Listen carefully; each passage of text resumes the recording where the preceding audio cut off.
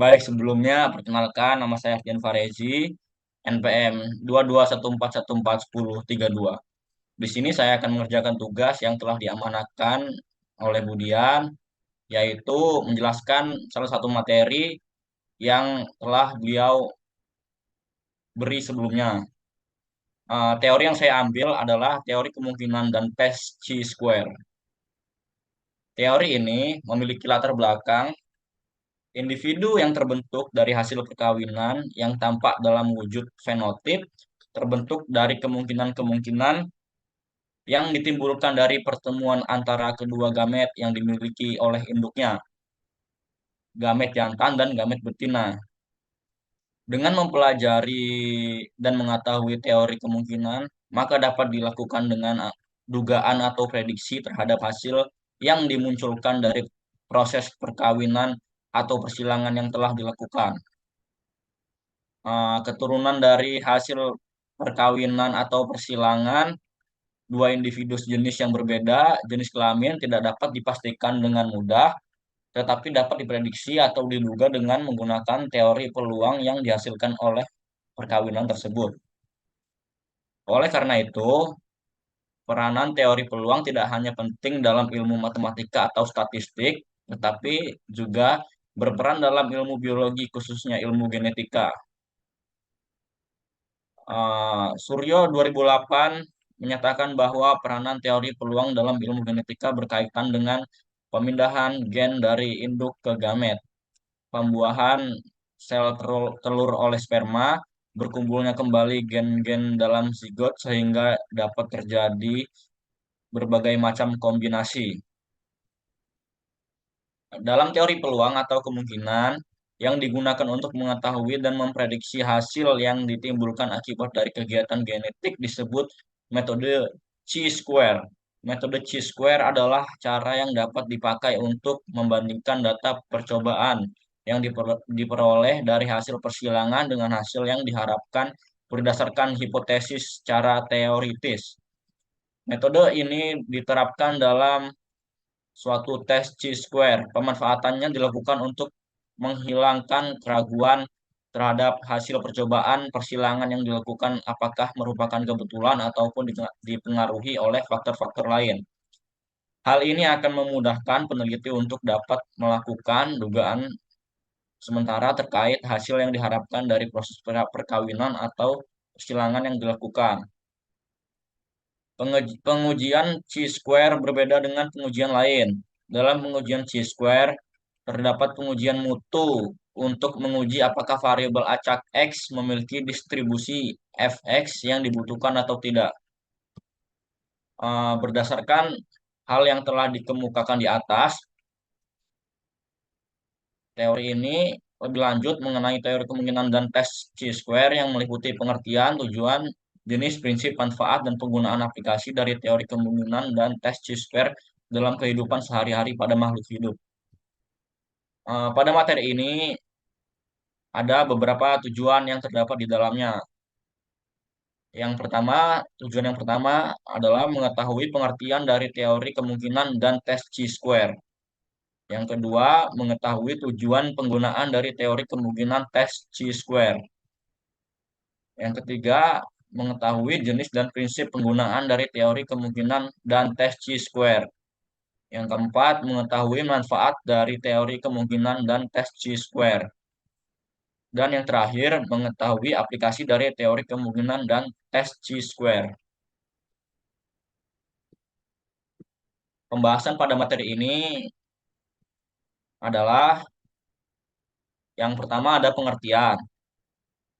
Istilah peristiwa yang kita kenal sehari-hari seringkali agak berbeda makna jika kita bicara tentang teori peluang. Biasanya orang berpikir bahwa peristiwa adalah suatu kejadian layaknya peristiwa sejarah, gejala-gejala fisik, pesta, dan lain sebagainya. Dalam statistika, pengertian ini diperluas dengan memasukkan unsur-unsur kesempatan atau peluang atas terjadinya suatu peristiwa yang didasarkan pada hasil sebuah percobaan atau eksperimen yang dilakukan secara berulang-ulang. Eh, Kita ketahui bahwa pada peristiwa pembentukan sel kelamin, gametogenesis, pada lalat buah maupun pada manusia, terdapat dua kejadian yang berlainan. Pertama, pada oogenesis terbentuklah sel telur yang hanya satu macam saja, yaitu sel telur yang hanya mengandung kromosom X. Kedua, pada spermatogenesis terbentuklah dua macam spermatozoon, yaitu spermatozoon yang mengandung kromosom Y dan X. Dengan demikian, kemungkinan suatu sel telur dibuahi oleh spermatozoon X dan kemungkinan dibuahi oleh spermatozoon Y itu sama. Dengan kata lain, perbandingan keduanya sama, yaitu 50% dibanding 50% atau setengah banding setengah. Teori kemungkinan ini juga dapat digunakan jika kita melemparkan suatu mata uang ke udara. Kemungkinan kita mendapatkan sisi yang bergambar adalah setengah, sedangkan kemungkinan mendapatkan sisi yang tidak bergambar setengah pula. Selanjutnya, teori kemungkinan adalah suatu teori yang memprediksikan atau meramalkan suatu keadaan yang akan terjadi terkait suatu aktivitas yang akan dilakukan atau dikerjakan. Di sini juga ada pendapat dari ahli, yaitu menurut Suryo 2008, berbagai istilah seperti kemungkinan, kebolehjadian, peluang, dan sebagainya dipergunakan untuk membicarakan peristiwa atau kejadian yang halnya tidak dapat dipastikan. Selanjutnya disampaikan, teori kemungkinan dapat juga berupa suatu pernyataan yang tidak diketahui akan kebenarannya.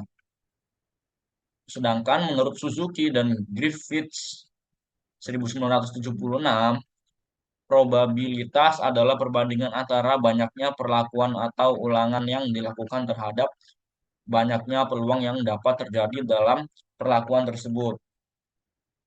Sementara itu, menurut Gardner 1991 dan Campbell dan Rees 2008, probabilitas adalah perubahan yang terjadi sebagai akibat dari kegiatan atau perlakuan yang diberikan. Selanjutnya, disampaikan bahwa probabilitas dapat dihitung berdasarkan yang pertama, perbedaan jumlah yang diakibatkan kegiatan yang dilakukan. Yang kedua, jumlah total kemungkinan yang dapat terjadi akibat dari perlakuan yang diberikan. Disampaikan juga nilai kemungkinan berada pada angka 0 dan 1. Angka 0 untuk perlakuan yang tidak memberikan dampak, sedangkan 1 untuk perlakuan yang menghasilkan dampak. Dan perlakuan tersebut harus berjumlah 1. Sementara itu, pendapat lain disampaikan oleh Stigberger 1976 bahwa probabilitas adalah rata-rata yang mendekati kebenaran yang diharapkan berdasarkan jumlah perulangan percobaan yang dilakukan. Berdasarkan beberapa pernyataan berkaitan dengan pengertian probabilitas, dapat disimpulkan bahwa probabilitas merupakan teori yang digunakan untuk membuktikan kemungkinan yang akan terlihat sebagai akibat dari perlakuan yang diberikan terhadap subjek penelitian. Nilai probabilitas berkisar pada angka 0 sampai 1. Peristiwa yang pasti terjadi memiliki probabilitas 1, sedangkan peristiwa yang pasti tidak terjadi memiliki probabilitas 0. Yang kedua ada tujuan teori kemungkinan. Semua teori yang disampaikan atau yang dikemukakan oleh peneliti pasti memiliki tujuan. Demikian halnya dengan teori kemungkinan. Menurut Andrian MSRB et al. 1965, tujuan mengetahui teori kemungkinan adalah untuk meningkatkan pemahaman mengenai kualitas penyebaran, kualitas sifat yang terjadi dalam perkawinan atau persilangan. Jenkins 1983 mengemukakan tujuan mempelajari teori kemungkinan adalah untuk membantu pasangan suami istri untuk menghitung atau memprediksi kemungkinan anak mereka di masa yang akan datang apabila mereka memiliki anak. Selain itu, dinyatakan bahwa pengetahuan mengenai teori kemungkinan sangat berguna bagi para konsultan genetik yang menghadapi permasalahan genetik berkaitan dengan kemungkinan keturunan yang akan terjadi apabila terjadi perkawinan atau persilangan. Berdasarkan beberapa pendapat di atas, dapat disimpulkan bahwa tujuan teori kemungkinan adalah agar dapat membuat perkiraan atau memprediksi suatu keadaan yang akan terjadi berdasarkan fakta dan bukti yang dimiliki. Yang selanjutnya ada dasar dan aplikasi teori kemungkinan. Eh, Isi dari yang ketiga ini adalah penentuan perolehan rasio genetik menurut Strict-Berdeger 1976 tergantung dari hukum atau ketentuan mengenai teori kemungkinan yang ada. Selanjutnya dikatakan bahwa hukum atau ketentuan teori kemungkinan terdiri atas dua ketentuan, yaitu yang pertama ketentuan atau hukum yang berkaitan dengan pengukuran kemungkinan yang akan terjadi dari proses penggabungan dua atau lebih perlakuan bebas yang dapat berkolaborasi atau dapat bergabung atau berinteraksi. Yang kedua, ada hukum atau ketentuan yang berkaitan dengan kemungkinan yang akan terjadi atau ditimbulkan apabila dua atau lebih perlakuan yang berbeda tidak dapat bergabung atau berkolaborasi. Terdapat empat cara dalam menentukan probabilitas, yaitu bujur sangkar-Punet, teori kemungkinan, rumus binomium, dan rumus multinomium. Keempat cara tersebut adalah sebagai berikut. Cara yang pertama ada bujur sangkar-Punet. Campbell dan Rees 2008 menjelaskan bujur sangkar Punnett, Punnett square yang digunakan untuk menentukan kemungkinan dalam keturunan pada persilangan monohibrid dan dihibrid. Berikut adalah gambarnya. Dengan bujur sangkar Punnett dapat ditunjukkan kemungkinan kombinasi pada hasil persilangan.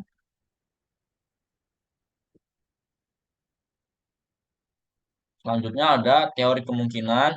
Suryo 2008 membagi teori menjadi tiga kondisi yang berbeda, yaitu yang pertama, teori kemungkinan satu, conditional probability. Besarnya kemungkinan atas terjadinya suatu yang diinginkan ialah sama dengan perbandingan antara sesuatu yang diinginkan terhadap keseluruhan. Dengan rumus Kx sama dengan X per X plus Y. Keterangan Kx adalah besarnya kemungkinan dari peristiwa X. X adalah peristiwa yang diharapkan. X plus Y sama dengan jumlah seluruh peristiwa yang mungkin terjadi. Peristiwa X dan peristiwa Y. Contoh peristiwa albino. Sepasang suami istri mempunyai anak pertama seorang albino. Kita tahu bahwa faktor untuk kealbinoan adalah resesif. Maka dari keadaan anak tersebut dapat kita simpulkan bahwa ayah maupun ibu membawakan faktor resesif. Jika gen untuk pigmentasi kita sebut A dan gen untuk kealbinoan A kecil. P sama dengan A besar A kecil kali A besar A kecil. F1 sama dengan AA normal, A besar A kecil fenotip normal, A besar A kecil fenotip normal, A kecil albino. Masing-masing dengan perbandingan 1:2:1. Dengan demikian, maka kemungkinan anak pertama mereka normal. K, anak pertama normal. 1/4 per 1/4 plus 1/4 plus 1/4 plus 1/4 sama dengan 1/4 sama dengan 0,25 sama dengan 25%. Kemungkinan anak pertama albino. K, anak pertama albino. 1/4 per 1/4 plus 1/4 plus 1/4 plus 1/4 sama dengan 1/4 sama dengan 0,25 sama dengan 25%. Kemungkinan anak pertama fenotip normal. K, anak pertama fenotip normal. 2/4 per 1/4 plus 1/4 plus 1/4 plus 1/4 sama dengan 1/2 sama dengan 0,5 sama dengan 50%. Duit Joseph Putro 1981. Di sini terdapat soal latihan yang tidak perlu saya jelaskan. Baik, kita lanjut saja ke yang kedua, teori kemungkinan dua, rule of multiplication. Besarnya kemungkinan terjadinya dua peristiwa atau lebih yang masing-masing berdiri sendiri ialah sama dengan hasil perkalian dari besarnya kemungkinan untuk peristiwa tersebut, di mana memiliki rumus K X plus Y sama dengan KX kali KY. Keterangan K plus K X plus Y sama dengan besarnya kemungkinan terjadinya peristiwa X dan peristiwa Y. KX sama dengan besarnya kemungkinan terjadinya peristiwa X. KY sama dengan besarnya kemungkinan terjadinya peristiwa Y. Di sini ada contoh peristiwa buta warna. Saya kira tidak perlu dijelaskan. Kita lanjut saja. Nah, baik. Yang ketiga ada teori kemungkinan tiga, rule of addition. Besarnya kemungkinan terjadinya dua peristiwa atau lebih yang saling mempengaruhi ialah sama dengan jumlah dari besarnya kemungkinan untuk peristiwa tersebut, di mana memiliki rumus K X atau Y sama dengan KX plus KY. Keterangan K X atau Y. Besarnya kemungkinan terjadinya peristiwa X atau peristiwa Y. KX sama dengan besarnya kemungkinan terjadinya peristiwa X. KY sama dengan besarnya kemungkinan terjadinya peristiwa Y.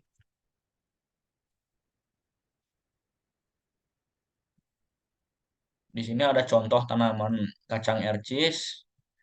Kita lanjut saja. Di sini ada C, rumus binomium. Untuk mencari kemungkinan dengan cara yang lebih mudah adalah dengan menggunakan rumus binomium. Rumus A plus B N. Keterangan A dan B, kejadian yang terpisah. N, banyaknya percobaan. Di sini ada contohnya. Saya kira tidak perlu dijelaskan. Kita lanjut saja ke D, rumus multinomial atau faktorial. Untuk menentukan peluang peristiwa dengan dua atau lebih pilihan kemungkinan, dibutuhkan rumus P sama dengan N per ST PS QT. Keterangan P, probabilitas kemungkinan atau keseluruhan. N sama dengan jumlah keseluruhan peristiwa yang terjadi. N sama dengan N faktorial. S, jumlah peristiwa P. T, jumlah peristiwa Q. P dan Q kemungkinan dari kejadian yang terpisah. Di sini ada contoh peristiwa albino. Kita lanjutkan saja ke nomor 4, yaitu manfaat teori probabilitas. Dalam kehidupan sehari-hari, kita jumpai banyak peristiwa di mana kemungkinan mengambil peranan penting. Beberapa contoh hal tersebut adalah sebagai berikut. Yang pertama, mengetahui apakah akan lahir seorang anak laki-laki atau perempuan. Yang kedua, mengetahui rasio perbandingan jumlah anak laki-laki dan perempuan. Yang ketiga, mengetahui keturunan albino, buta warna, dan lain-lain pada seseorang.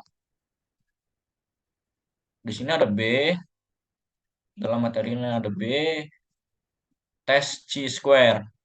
Pengertiannya, hasil dari percobaan atau perlakuan yang dilakukan walaupun dapat dilakukan prediksi dengan menggunakan teori kemungkinan, tetapi harus dilakukan pengukuran secara statistik untuk memastikan apakah hasil yang diperoleh sesuai dengan yang diharapkan atau mendekati hasil yang diharapkan.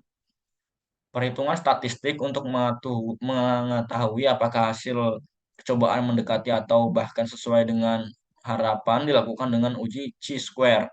Menurut Suryo 2008, tes chi-square adalah suatu metode yang digunakan untuk melakukan proses evaluasi terhadap kebenaran atau tidaknya percobaan yang dilakukan dengan melakukan perbandingan dengan teori yang berlaku atau yang digunakan.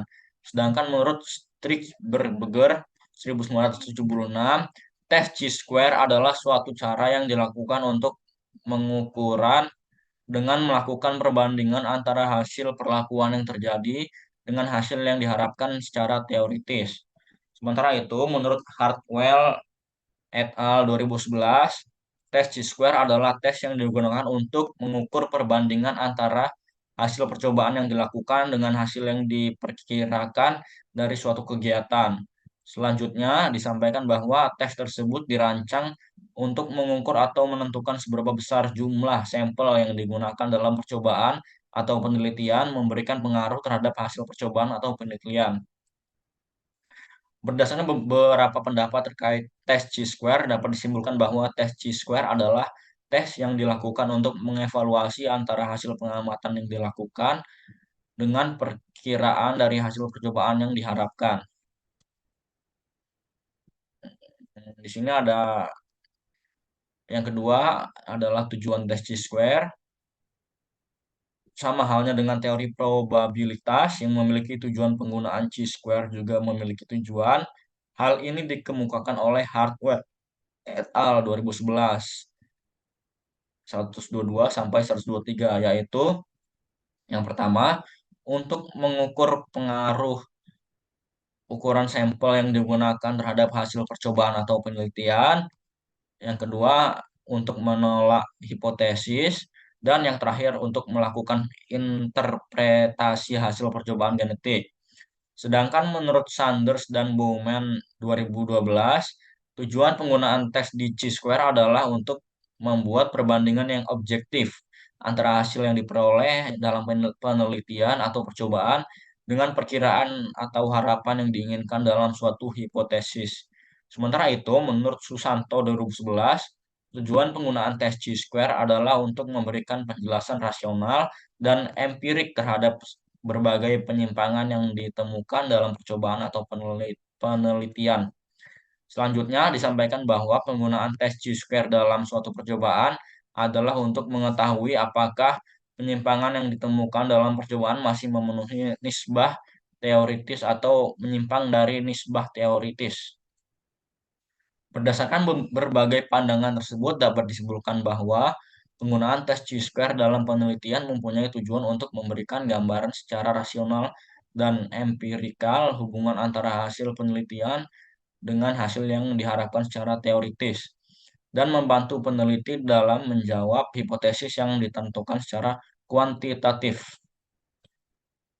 Yang ketiga ada prinsip Chi-square. Ada tiga prinsip yang harus dipahami dalam tes Chi-square, yaitu yang pertama, distribusi normal. Prinsip yang perlu diketahui secara dipahami serta dipahami dalam menggunakan tes Chi-square adalah adanya distribusi normal. Distribusi normal yang digambarkan dengan kurva distribusi normal memberikan gambaran mengenai posisi serta besarnya hubungan antara hasil percobaan yang dilakukan dengan hasil yang diharapkan dalam percobaan. Sanders dan Bowman 2012 mengatakan bahwa distribusi normal suatu percobaan atau penelitian meliputi suatu kemungkinan dari hasil percobaan yang dilakukan. Selanjutnya disampaikan bahwa bagian tertinggi dalam kurva memiliki hasil percobaan dengan tingkat kemungkinan yang tinggi, sedangkan hasil percobaan dengan tingkat kemungkinan yang rendah terletak pada sisi kiri kanan kurva. B. Prinsip statistik. Dalam prinsip statistik ada dua hal yang perlu diperhatikan, yaitu yang pertama nilai X kuadrat hitung tergantung pada nilai hasil pengamatan, nilai hasil diharapkan, dan deviasi.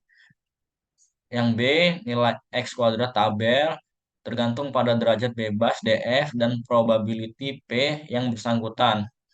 Untuk menguji HO yang berbunyi, hasil pengamatan yang dilakukan sesuai dengan hasil yang diharapkan, sehingga terdapat kemungkinan sehingga terdapat dua kemungkinan hasil uji HO, yaitu yang pertama, HO ditolak apabila nilai X kuadrat hitung lebih besar dari nilai X kuadrat tabel. Kesimpulan dari pernyataan ini adalah terdapat faktor lain dari luar yang kebetulan ikut mempengaruhi persilangan, sehingga hasil pengamatan menyimpang dari hasil yang diharapkan. Yang kedua, HO tidak ditolak apabila nilai X kuadrat hitung lebih kecil atau sama dengan nilai X kuadrat tabel. Kesimpulan dari pernyataan ini adalah penyimpangan hasil pengamatan dari hasil yang diharapkan semata-mata hanya diakibatkan karena faktor kebetulan saja. C. Derajat bebas. Penggunaan tes chi-square dalam suatu percobaan genetik dilakukan dengan cara melakukan interpretasi terhadap nilai kemungkinan yang dimiliki oleh setiap percobaan. Proses interpretasi nilai kemungkinan yang dimiliki oleh setiap percobaan sangat tergantung pada derajat bebas yang dimiliki. Derajat bebas merupakan jumlah dari fenotip yang dihasilkan dalam suatu percobaan dikurangi satu. Ada yang keempat, rumus dan aplikasi tes chi-square.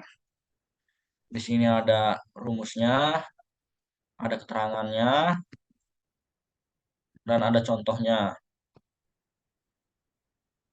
Baik, saya kira saya kira seperti itu materi yang dapat saya jelaskan. Di sini ada penutup, ada kesimpulan, di mana kesimpulannya adalah sebagai berikut. Teori probabilitas digunakan untuk membuat kesimpulan yang bersifat kualitatif antara hasil percobaan dengan hasil yang diharapkan. Yang kedua, terdapat empat cara yang digunakan untuk menentukan probabilitas, yaitu Punnett square, teori kemungkinan, rumus binomial, dan rumus multinomial. Yang ketiga, tes chi-square digunakan untuk membuat kesimpulan yang sifatnya kuantitatif antara hasil percobaan dengan hasil yang diharapkan. Dan yang keempat, dalam penggunaan chi-square, ada yang harus diperhatikan, yaitu derajat bebas, prinsip statistik, dan kurva distribusi normal. Baik, saya kira sekian yang dapat saya jelaskan. Kurang dan lebihnya saya mohon maaf. Assalamualaikum warahmatullahi wabarakatuh.